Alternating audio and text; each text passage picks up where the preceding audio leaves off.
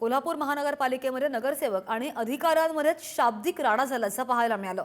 पालिकेने बोलावलेल्या पाणी पुरवठा बैठकीमध्ये हा गोंधळ झाला।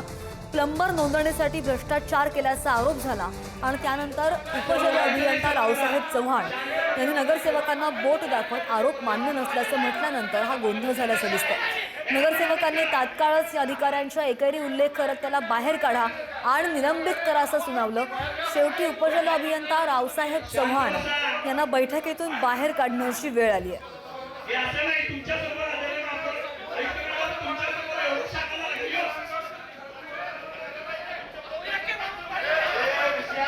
कोल्हापूर महानगरपालिकेमध्ये नगरसेवक आणि अधिकाऱ्यांमध्ये हा असा शाब्दिक राडा झाल्याचं पाहायला मिळालं।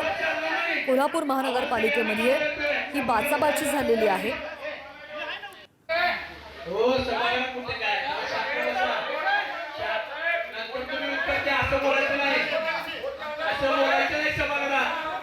शिकूया AI ची क्रांती, चला करूया MSCIT।